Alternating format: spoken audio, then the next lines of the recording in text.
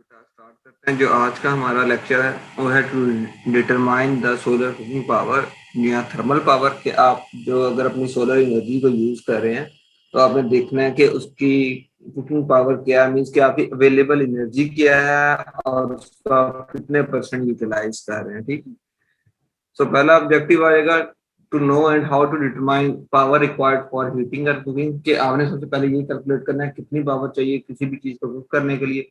Second objective to demonstrate how to utilise solar energy for thermal applications, के हम solar energy को thermal applications में के लिए कैसे यूज कर सकते हैं।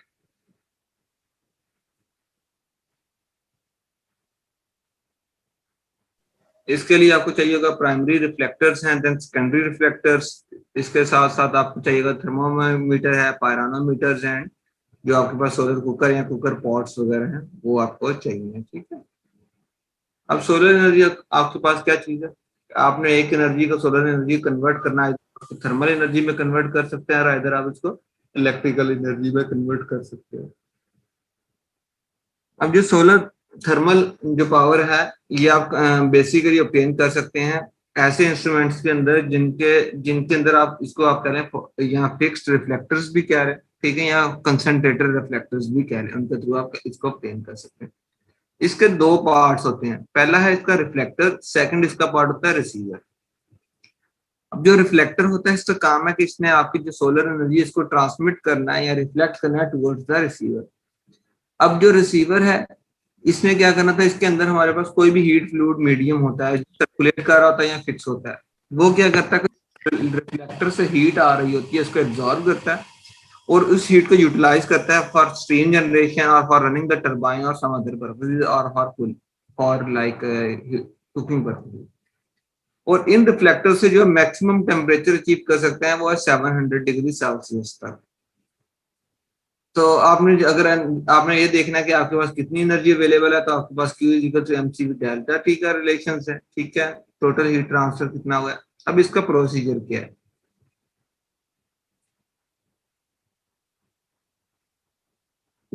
तो इसका प्रोसीजर है कि in order to measure the solar heating of cooking measure the beam radiations of the sun using pyranometer. सबसे पहले आपने बीम रेडिएशंस को मेजर करना है। ठीक है, तो आप बीम रेडिएशंस मेजर कर लेंगे, देन आपने इसे क्या करना, आपने अपना जो सेकेंडरी रिफ्लेक्टर्स है या अपने रिसीवर्स हैं उनको एडजस्ट कर लेना, आपने उसका साइज मेजर कर लेना है। ठीक है, उसके नेसेसरी अरेंजमेंट्स कर लेने हैं।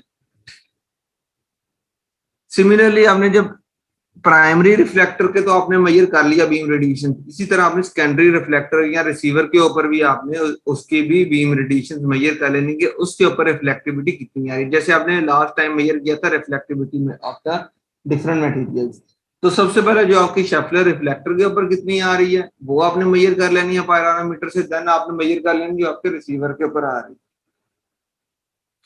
आपने 3 टाइम प्रोसीजर करना है ताकि आपके पास एवरेज आ जाए विद लॉसेज आपके एक्सक्लूड हो जाए। वही है calculate the reflectivity of the mirror, आपने दोनों की मेजर कर ली। इसके बाद आपने कोई भी अपना कुकिंग मटेरियल है उसको अपने कुकिंग पॉट के ऊपर रख देना है और आपने कैलकुलेट करना है कि आपके पास कितनी अवेलेबल एनर्जी थी जो अपने इनिशियल है, जो फिर रिफ्लेक्ट हुई है सेकेंडरी के ऊपर, और देन जो आपकी यूज हुई है हीटिंग के लिए। ये आपका प्रोसेस है।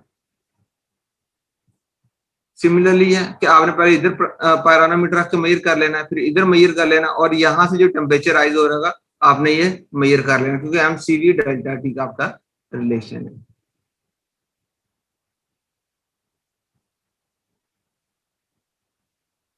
अब हमारे पास एफिशिएंसीज आ जाएंगी बीम रेडिएशंस। मिरर की क्या है बीम रेडिएशंस, आपके पास एल्यूमिनियम फॉयल की क्या है बीम रेडिएशंस, सूरज से कितनी आ रही हैं। ठीक है, जो सूरज से, जी अंजुम बेटा, नवीद अंजुम। सर प्रोसीजर दोबारा बता दीजिए। हाँ जी, यहाँ पे आ रही पिक्चर बेटा। सबसे पहले आपने ना जो सूरज से बीम रेडिएशंस आ रही हैं वो मेजर कर लेनी है थ्रू पायरोनोमीटर यहाँ पे। ठीक है,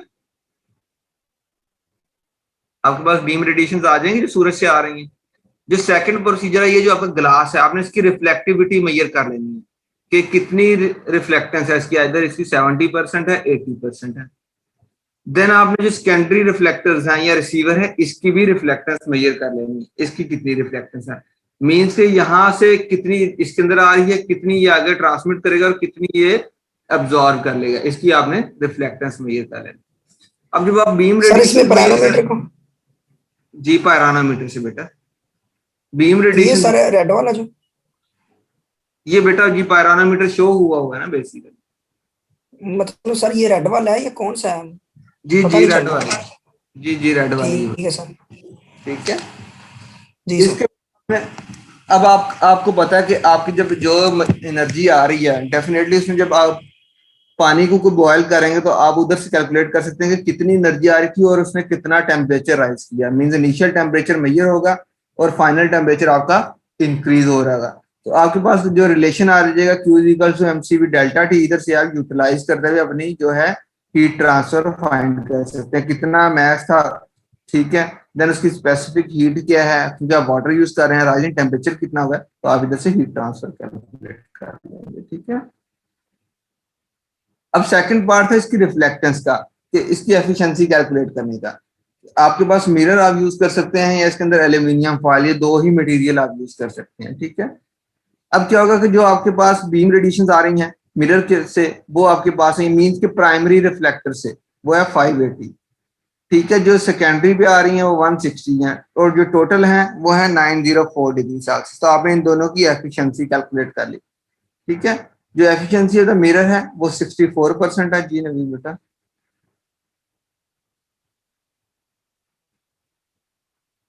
जी जी शाबाश पूछो। सर ये जो एल्युमिनियम है, तो सर जी इससे अच्छी तो बेटा, कॉपर नहीं है, वो क्यों नहीं यूज बेटा कर हम सकते? इसके ऊपर रिफ्लेक्टेंस कर रहे हैं, कॉपर की रिफ्लेक्टेंस नहीं होती, जी सर। ठीक है, इसलिए हम यूज कर रहे हैं। जी सर। देन आप इसकी जो है रिफ्लेक्टेंस की परसेंटेज या आप इसकी एफिशिएंसी कैलकुलेट कर लेंगे, तो आपके पास जो मिरर है उसकी 64% है। ये तो कैलकुलेशन है सिर्फ समझाने के लिए, एल्यूमिनियम की 27% है, एल्यूमिनियम की कम होती है, ठीक है। अब नेक्स्ट जो आपने कैलकुलेट करना है कि आपके पास total heat available from the collector, जो आपके पास बड़ा कलेक्टर है या उसका कितना है, अब उसका एरिया है, उसके ऊपर बीम रेडिएशन कितनी आ रही है टोटल जो सूरज से आ रही है, उसकी एफिशिएंसी कितनी है, ठीक है। एरिया 10 स्क्वायर मीटर था, बीम रेडिएशन जो सूरज से आ रही है वो इतनी थी और एफिशिएंसी जो है वो आपकी मिरर आपने यूज किया तो इतनी है। तो आपके पास 5.78 किलोवाट उस बड़े कलेक्टर के ऊपर अवेलेबल है, मींस इसके ऊपर कितनी अवेलेबल है 5.78 किलोवाट, ठीक है। मींस इसका एरिया क्या है, जो इसके अंदर मटेरियल यूज किया उसकी एफिशिएंसी क्या है, सूरज से कितनी वो आपके पास एनर्जी आ रही है, तो ये आपके पास आ जाएगा। अब टोटल हीट रिफ्लेक्टेड, जी नवीन बेटा। सर ये जो total heat available from the collector, ये सर फार्मूला कैसे बन गया? बेटा ये टोटल हीट अवेलेबल है कि मींस के जो आपका प्राइमरी रिफ्लेक्टर है ना, ये कितनी एनर्जी को आगे ट्रांसमिट कर रहा है या इसके ऊपर टोटल एनर्जी अवेलेबल कितनी है। तो जाहिर बात है सबसे पहले तो आपका जो कंसंट्रेशन ऑफ फोकस होगा वो कितना एरिया है जिसके जरिए आप सोलर एनर्जी कलेक्ट कर रहे हैं, सही है ना। सबसे पहले तो इसी एरिया को फोकस करें, आप एनर्जी कलेक्ट कर रहे हैं तो इसका एरिया आ जाएगा। देन आपने इसके जी ऊपर सर। इधर आपने ग्लास यूज किया या एल्यूमिनियम यूज किया, उसकी एफिशिएंसी आ जाएगी। तो हमने ग्लास जी सर। तो इसकी एफिशिएंसी आ जाएगी, एरिया इनटू एफिशिएंसी। थर्ड चीज आ जाएगी कि सूरज से कितनी रोशनी आ रही थी जो ये अब्सॉर्ब कर रहा है, जो बीम रेडिएशन से, ठीक है। तो तभी वो मिलकर एनर्जी जी available sir. At this point बनेगा। सिमिलरली हमने इस पॉइंट के सर ऊपर ये ये जो करना है। सर मिरर के ऊपर कौन फाल करवा रहा है, मतलब वो प्रानोमीटर करवा रहा है ऑर्गेनिक इकट्ठी करके? सूरज बेटा ऑटोमेटिक सूरज की तरफ से ना, आप शीशा बाहर मिरर। सर ये जो वाटर के नीचे मिरर हमने लगाया हुआ है, तो ये कैसे मतलब हाँ डायरेक्ट सूरज जी से मिरर के ऊपर पड़ रही है, कैसे पड़ रही है? बेटा ये इनडायरेक्टली नहीं देख, पड़ रही? ये इस ये देखे ना यहाँ पे तो इंटरेक्ट पड़ रही है ना, तभी तो उसकी एफिशिएंसी डाउन हो जाती है। देख सूरज ने इसके ऊपर फेंकनी है, ठीक है, प्राइमरी रिफ्लेक्टर के ऊपर। अब प्राइमरी रिफ्लेक्टर का ये एंगल हमने एडजस्ट किया होता है कि सेकेंडरी रिफ्लेक्टर के ऊपर उस एनर्जी को फॉल करता है, ठीक है। जी सर।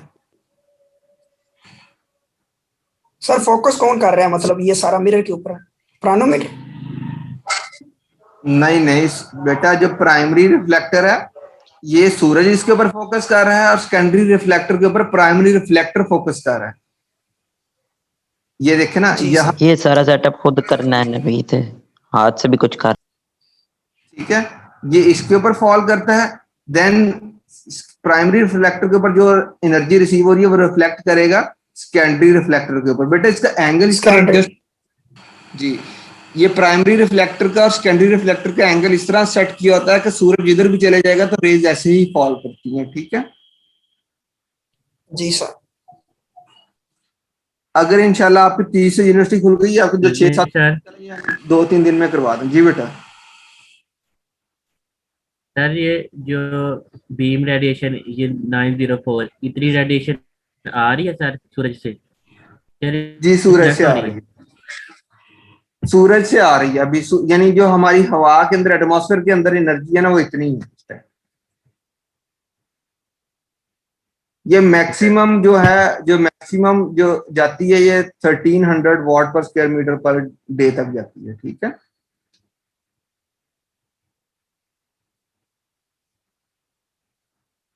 देन आपने जैसे total heat available at primary collector निकाला है, इसी तरह हमने total heat reflected by secondary collector.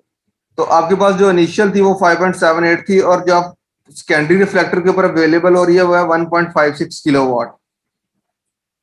Similarly आपने जब ये निकाल लिया, देन आपने हीट यूटिलाइज बाय वाटर निकालना है कि आपकी हीट कितनी यूटिलाइज हुई है। जो आपने मैथ 0.27 क्या है सर? बेटा efficiency of the secondary reflectors, ये देखे ना, एल्यूमिनियम फॉयल का सेकेंडरी रिफ्लेक्टर, ये जो सेकेंडरी रिफ्लेक्टर है यहाँ पे एल्यूमिनियम फॉयल यूज होती है। ठीक है, ओके सर ओके। देन आपने अपना रिलेशन यूज करना है कि हीट हीट कितनी यूटिलाइज की है वाटर ने, वो किया 125.4 किलो जूल उसने यूज की। ठीक है,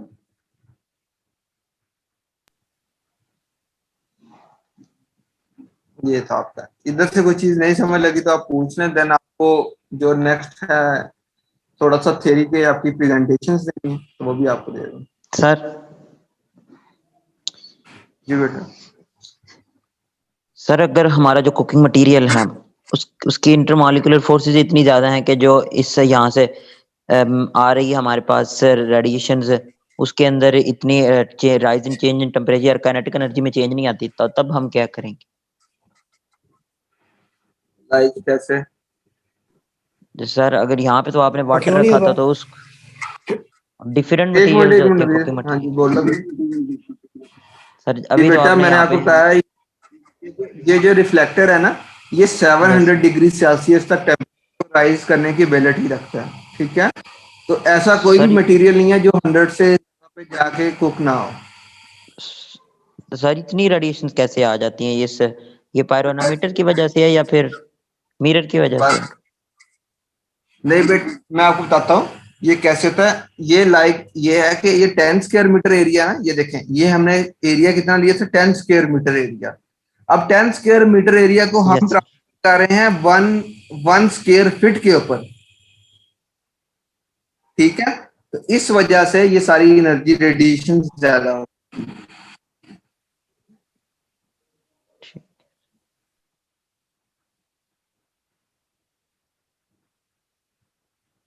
जी लग गई समझ? सर ये जो सर सेकेंडरी नहीं लग रही। रिफ्लेक्टर है, जी बेटा। सर ये सेकेंडरी रिफ्लेक्टर क्यों हमने यूज किया, और अगर किया भी है तो ये मिरर नहीं हो सकता है, एल्यूमिनियम ही क्यों किया सर? इसकी तो एफिशिएंसी भी जी काफी बेटा ठीक है, आपको ये भी बता देता हूँ। अब मैं आपको ये बता रहा था कि आपका क्वेश्चन है हमने सेकेंडरी रिफ्लेक्टर क्यों यूज किया और इसकी जगह हमने मिरर क्यों नहीं यूज किया। जो ग्लास है ना वो गर्म होकर टूट जाता है, जो एल्यूमिनियम है वो नहीं टूटती है। ठीक है, तो जब हम 10 स्क्वायर मीटर एरिया की एनर्जी को वन स्क्वायर फीट पे कन्वर्ट करेंगे ना, तो इसका भी टेम्परेचर राइज होता है। ठीक है, इस वजह से हमने इधर ग्लास यूज नहीं किया पहली बार। ठीक है,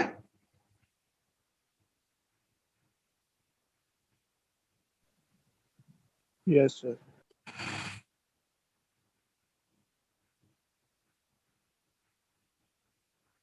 चलें ठीक है। जी बेटा सर पूछो। आपने जो हमें असाइनमेंट दी है, प्रैक्टिकल्स हमने एमएस वर्ड पे प्रिंट फॉर्म में लाने हैं, वो हमने कब लाने हैं? जब यूनिवर्सिटी ओपन होगी तभी ले आए ना साथ आप अपने। लोग तैयार रखें अपने, ठीक है, तो यूनिवर्सिटी ओपन हुई या ना हुई, देन मैं आपको एक डेट बता दूंगा, आपने क्या नाम है उस डेट पे इसका प्रिंट आउट लेके आपने देन सबमिट करवाने, या पर्सनली आ जाए या किसी को तरह पहुंचा दें, ये आपके ऊपर डिपेंड करता है। Okay sir. ठीक है? सर तो आप इसके साथ प्रेजेंटेशन भी देंगे? Excuse me sir. जी बेटा, 4 मार्क्स से आपका प्रेजेंटेशन देनी है। जी बेटा। सर कल वाला लेक्चर थोड़ा सा समझ नहीं आई, वो कुछ पॉइंट्स हैं वो थोड़ा सा जी वो अगर भी आप बता देते हैं। मतलब पीछे बता लेके देता चलें। हूँ, 1 मिनट। आपके पास 11, ठीक है, आपकी स्ट्रेंथ है 52, तो इसलिए 50 है सर। 50 है, तो आपका 10 स्टूडेंट्स का ग्रुप है, ठीक है, और तरतीब से जो आपके रजिस्ट्रेशन नंबर है उसी के हिसाब से आपका ग्रुप बनेगा। तो टॉपिक भी ऐसे ही बनेंगे। जो पहला ग्रुप है उसने 11.2 टॉपिक करना है, थर्मल रेडिएशन से इसकी प्रेजेंटेशन तैयार करनी है। जो नेक्स्ट 10 है उसने 11.3 करना है, ब्लैक बॉडी रेडिएशन। समझ लगी आपको कैसे तैयार करना है?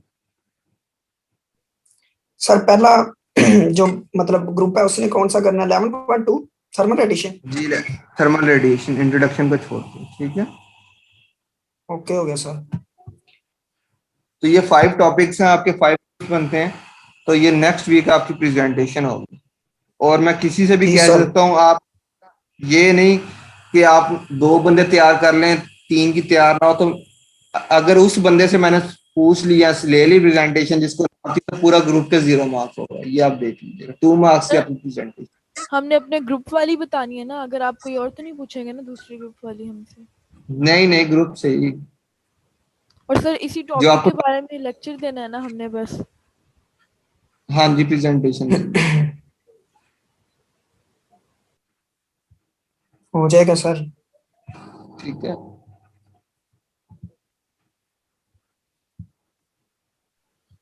सर हम तो अपना कह सकते हैं कि हम तैयार कर लेंगे। अब हमें क्या पता कि दूसरा ग्रुप वाला कोई ना भी करे तो सब के 0 मार्क्स, ये कैसे सर फिर? तो बस ये आपने अपने ग्रुप को भी सर जी। जी बेटा, आप सर जी तब थोड़ी सी चेंजिंग नहीं कर सकते सर जी? ऐसे भी सर एक मशवरा ही है अगर आप माने तो। सर हमारे फर्ज कर ले जैसे ग्रुप का सारी लड़कियां बाकी लड़के कम है, तो फिर यार कोई नहीं, 7 क्लास में भी तो पढ़ते ही हो। नहीं सर, मतलब सारी गर्ल्स ही हैं तो मतलब बॉयज भी तो होने चाहिए ना। सर इसका 7 कहने का 8 तो मतलब है कि हमारी इक्वली मतलब गर्ल्स ही स्ट्रेंथ आ होनी रही हैं। चाहिए। मतलब जिस जो जहां मतलब सूटेबल है वो एडजस्ट कर लें, ऐसे नहीं हो सकता 10 लड़कों लड़कियों नहीं ऐसे रोला पड़ा डर है रहेगा, इसलिए आपको। बस इस तरह इसमें मसला रहेगा। तो इसलिए जो आपके टॉप 10 है वो एक ग्रुप होगा, नेक्स्ट 10 एक ग्रुप होगा, नेक्स्ट 10 एक ग्रुप होगा, 5 ग्रुप्स बनेंगे बस आपके। सर एजी नंबर के मुताबिक? जी नंबर बना। जी नवीद, आप बताओ कौन आप कह रहे थे कल वाले में से? सर वो मतलब जो गर्म हवा है वो इधर को जा रही है और ठंडी वाटर इधर को जा रहा है, वो कुछ चक्कर था, वो डायग्राम है शायद, वो थोड़ा सा बताएं क्या। मतलब पाइप शायद 2 लगे हुए हैं, तो गर्म आगे मुझे हल्का इधर को जा रहा है, उसकी डायरेक्शन हो रहा है, ठंडे को, वो फिर फार्मूले पता नहीं कैसे बन जाते हैं। और ये अजीब अजीब सी जीने टाइप शक्लें हैं, इनका कोई पता चलता नहीं। ये है ड्राइंग, बेसिकली ये हाँ वाली जी। ड्राइंग है, ठीक है। अब ये जो ये ऊपर वाली तो ड्राइंग नहीं है है, ना, वो मतलब और पीछे सारे ऊपर है शायद एक और। पेज बताऊं? ये नहीं सर ये तो स्टार्ट पे ही है, ये तो बहुत आसान है। स्प्लिट कर दिया है तो। ये देखिए ये अपोजिट जा रहा है। मैं आपको बता भी देता हूँ, अगर इसी ड्राइंग की बात है ना, मैं आपको बता देता हूँ। इस ड्राइंग पे आ जाए, ये आपको सब बता देगा। ये जो फ्लो है ना, जब दोनों का फ्लो एक तरफ जा रहा है, इट मींस ये पैरेलल फ्लो है, कि आपका हॉट वाटर भी इधर से इंटर हो रहा है और आपका कोल्ड फ्लूइड भी एक ही साइड से इंटर हो रहा है। ये देखें, ठीक है, कोल्ड फ्लूइड भी इधर से इंटर हो रहा है, हॉट वाटर भी इंटर। तो उसकी जो ग्राफिकल रिप्रेजेंटेशन है वो ये वाली है। कि जो हॉट फ्लूइड है उसका टेम्परेचर आहिस्ता आहिस्ता कम हो रहा है और जो कोल्ड फ्लूइड है उसका आहिस्ता आहिस्ता बढ़ रहा है। ठीक है, जैसे जैसे वो हीट गेन करेगा, ये हीट लॉस कर रहा है, ये हीट गेन कर रहा है। ठीक है, सर ये दोबारा बताइएगा, ये रेड वाली जो लाइन है, देखें मतलब इसके जो नीचे फॉल कर रहा है। ये है पैरेलल फ्लो के लिए। पैरेलल फ्लो मींस कि आपका कोल्ड फ्लूइड और हॉट फ्लूइड का इनलेट एक साइड पे है और एग्जिट एक साइड पे है। ठीक है, एक ही साइड से इंटर होंगे और अपोजिट साइड से एग्जिट होंगे। ठीक है, मींस देखें हॉट फ्लूइड इधर से इंटर हो रहा है, कोल्ड फ्लूइड भी यहां से फ्लो के इसी डायरेक्शन में एक्स डायरेक्शन में फ्लो हो रहा है, दोनों की एक्स डायरेक्शन है और एक ही साइड है। ठीक है, टूवर्ड्स राइट। इसी को ग्राफिकल रिप्रेजेंटेशन दिया है कि जब इनिशियल हॉट फ्लूइड इंटर होगा उसका टेम्परेचर हायर होता है, कोल्ड फ्लूइड का लो होता है। ठीक है, जैसे जैसे ये दोनों एक दूसरे के पास होंगे तो जो हॉट फ्लूइड है उसका टेम्परेचर डाउन होगा ना, क्योंकि ये जो इसकी हीट है वो कोल्ड फ्लूइड ले लेगा और जो कोल्ड फ्लूइड है वो गर्म होना शुरू हो जाएगा, तो उसकी हीट गेन होने शुरू हो जाएगी। तो इसलिए ये रिप्रेजेंटेशन लाइक दैट। जी सर, समझ आ गई। इसके नीचे दूसरी भी है, यानी ये है इक्विलिब्रियम कायम करने। हाँ जी, टूवर्ड्स इक्विलिब्रियम मूव कर रही है। अब इसमें है काउंटर फ्लो कि आपकी हॉट फ्लूइड एक साइड से इंटर हो रही है लेकिन कोल्ड फ्लूइड अपोजिट साइड से इंटर हो रही है। इसका ग्राफ में देखते हैं बनाया हुआ कि नहीं, ये रहा इसका ग्राफ। ठीक है, कि हॉट फ्लूइड एक साइड से इंटर हो रही है और कोल्ड फ्लूइड दूसरी साइड से इंटर हो रही है, देखें। ठीक है, ये इसका ये ग्राफ है, ये काउंटर फ्लो का है, अपोजिट फ्लो का।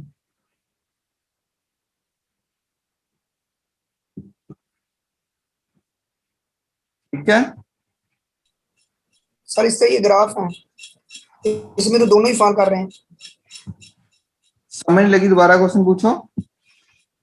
सर वो ग्राफ है ना, मतलब कोल्ड वाटर और हॉट वाटर दोनों के फॉल कर रहा है ग्राफ।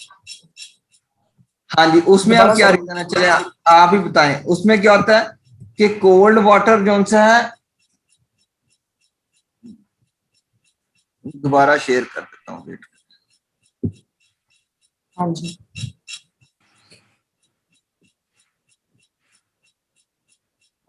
हॉट फ्लूइड का टेम्परेचर हायर होता है, सही है। जी सर। अब ये देखें, इसका टेम्परेचर डाउन हो रहा है, इसका टेम्परेचर क्या हो रहा है,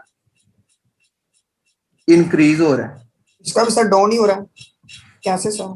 अब यहाँ पे अच्छा, ये देखें, ऊपर को जा रही है, ठीक है हाँ सर। जी, ऊपर को जा रहा है, एरो की देखें ना तो डायरेक्ट। सर एरो ऊपर को जा रहे हैं। जी, ठीक है। जी सर, समझ लग गई। अच्छा सर, एक और बताना, ये सर जी जी, सर डायग्राम आपने, कौन से वाली? सर वो स्टार्ट पे एक आर्टिकल है, स्टार्ट पे जहाँ ये रेडिएशन वाले जो मतलब 11 पॉइंट आई थिंक 13.2 है, 11.2 स्टार्ट पे, उसमें वो 2-3 वर्ड आते हैं, उनकी समझ नहीं लग रही जहाँ से हमने पढ़ना स्टार्ट किया था।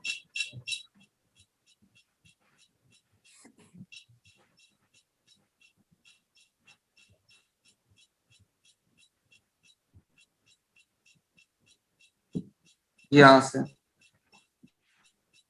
सर ये ओवरऑल हीट ट्रांसफर कोफिशिएंट है।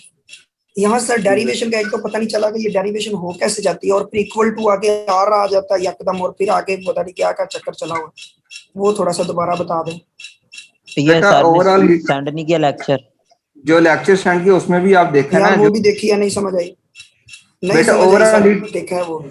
ओवरऑल हीट ट्रांसफर कोफिशिएंट ये है कि आपकी कन्वेक्शन के थ्रू, कंडक्शन के थ्रू एंड कन्वेक्शन के थ्रू हो रही है।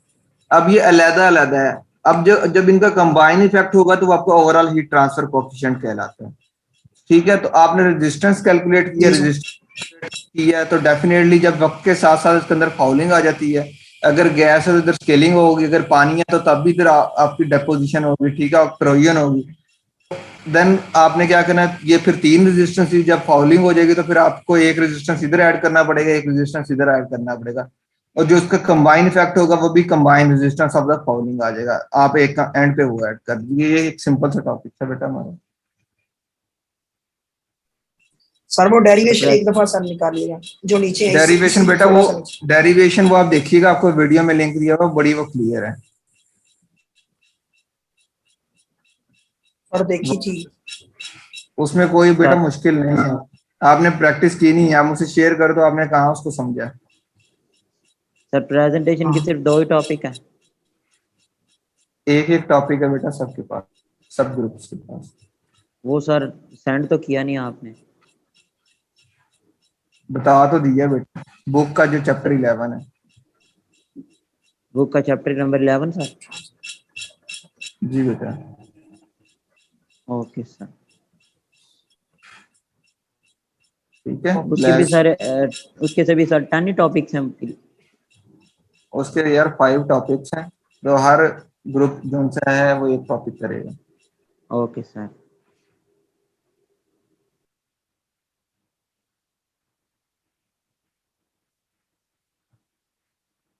ये किसी और को कोई चीज पूछ लेता हूँ बेटा।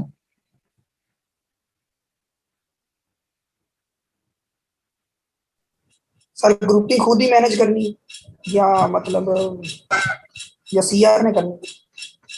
ग्रुप्स मैंने आपको बता दिए हैं कि टॉप जो पहले 10 रो आपके रजिस्ट्रेशन नंबर है वो एक ग्रुप है, अगले 10 एक ग्रुप है। ठीक है, ये रजिस्ट्रेशन वाइज आपके ग्रुप है। सर ये एक ग्रुप को यानी कि एक ही प्रेजेंटेशन बनाएगा या हर स्टूडेंट अपनी अलग अलग? ये जैसे मर्जी कर लें, लेकिन पूरे ग्रुप को प्रेजेंटेशन आनी चाहिए। उससे रेलिवेंट आपसे कोई भी क्वेश्चन हो सकता है, तो डेफिनेटली उसके मार्क्स हैं आपके। तो सर फिर ग्रुप्स तो फिर आप एजी नंबर के हिसाब से कह रहे हैं, तो हमें क्या पता कौन तैयार करेगा कि नहीं? सारा ऐसा ना करें सर, ये ऐसे है कि एजी नंबर वाले जो पहले फर्स्ट हैं, आप थोड़ा सा इमेजिन करें वो पढ़ने वाले हैं, बाकी फर्ज कर ले दरमियान में कहीं 10 पूरे के पूरे ही पढ़ने वाले नहीं है, तो फिर कैसे होगा मैनेज? कोई बात या नहीं, जिनको मैनेज हो पता ही नहीं जाएगा। है प्रेजेंटेशन होती क्या तो है, आप देनी लेके कैसे, चले ना, बोलना तो नहीं आप है। लेके चले ना उनको साथ। तो सर वही मैं कह रहा हूँ ना कि हम मतलब उन्हें इन्वॉल्व करें अगर ना, एक बाकी जो बंदे को बोलने भी वाले स्टूडेंट्स हैं वो भी उस ग्रुप में जाए। अगर एक बंदे को भी आती है तो उसको चाहिए कि अगले अपने साथ 9 बंदों को लेके चलाएं। अब आप प्रोफेशनल डिग्री में है, तो आपको अपने टीम के साथ चलना है, अपने ग्रुप के साथ चलना है। ये कोई एक्सक्यूज नहीं होता कि 10 और वाले। कुछ हेजिटेट फील करते हैं ना। कोई बात नहीं, हेजिटेशन हमने कौन सा उनको जान से मार देना है। तो आप वही होता है सर, आपको पता ही है कॉलेज स्कूल में इतना नहीं बंदा बोलता ना, कोई बात बोलने की नहीं, इजाजत होती है इतनी, बोल कोई के बात देते नहीं, तो मैंने आपसे कुछ कह दिया है। फर्स्ट आप एक्सपीरियंस है। कोई बात नहीं, आपने लेके चलना है सब कुछ साथ, अगर नहीं भी आते तो भी लेके चलना है। सही है सर। फिर आप फिर सर वो ना ना कहें कि एक बंदा ही करेगा बाकी ना करेंगे, ये मतलब मेरी बाकी मर्जी होगी, मैं हर किसको, ग्रुप के। ये मेरी मर्जी होगी, मैं किसको कहूंगा। सही हो। Okay sir. सर एक टॉपिक है, पूरा ग्रुप वही तैयार करेगा, सारे एक हाँ जी, टॉपिक करेंगे। जी एग्जैक्टली। अब तो जैसे फिर लाइक इजी है सर। अब ये यस सर। देखे ना, थर्मल रेडिएशन का टॉपिक है। Yes sir. ठीक, ये देखे थर्मल रेडिएशन का, आपने पूरे 10 बंदों ने यही टॉपिक डिस्कस करना है। ये देखें, ठीक है, यहाँ और तक। सर, और सर तो जो जो बुक जो पे लिखा चीजें हुआ है हैं यहीं से हमने रीड करना है। लाजमी नहीं है, आपने इस टॉपिक को एक्सप्लेन करना है। मैं तो आपको सर आप ये आपने इस क्वेश्चनिंग टॉपिक जो को करेंगे तो वो इन्हीं में से करेंगे, या फिर हम वीडियो कोई और लेक्चर देख के हम कर सकते हैं? आप कोई भी कर सकते हैं, जो आपने प्रेजेंट करना है मैंने उससे क्वेश्चन करना है। Okay sir. ठीक है, पहले सर हम प्रेजेंटेशन देंगे, फिर आप क्वेश्चनिंग करेंगे। हाँ जी, जी पावर पॉइंट में। सर पॉइंट्स की शक्ल में।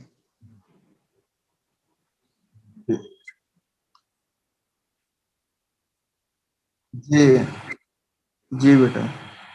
यस सर, ये ठीक है।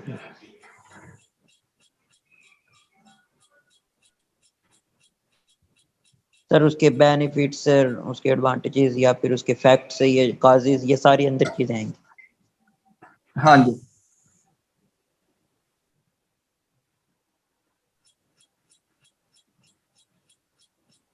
सर प्रैक्टिकल का आपने कल क्या बताया था? कल तो मैंने कुछ भी नहीं बताया प्रैक्टिकल का। कि वो सबमिट करवाने हैं इस तरह के, कोई वर्ड में कंपोज करने, इस तरह कुछ कहा था आपने।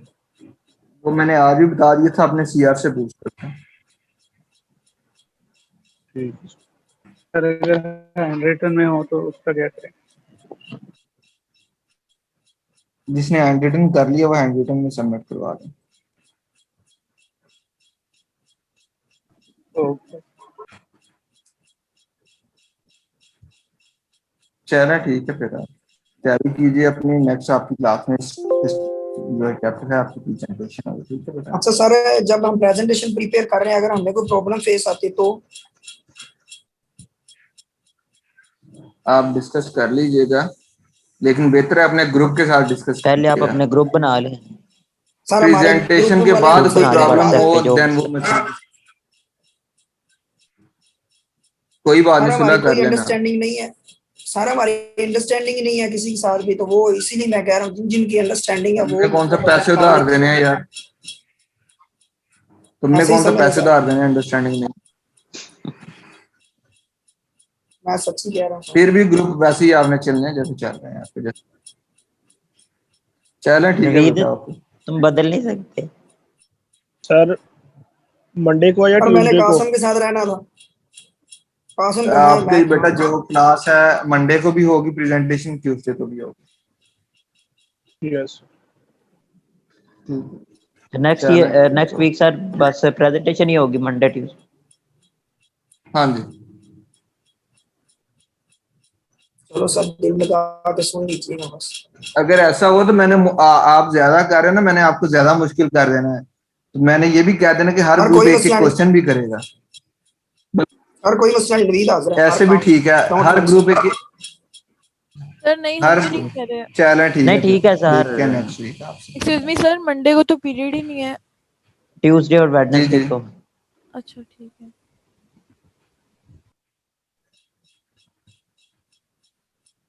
चलो ठीक है फिर, ओके नेक्स्ट वीक आपसे मिलते हैं। ओके। अल्लाह।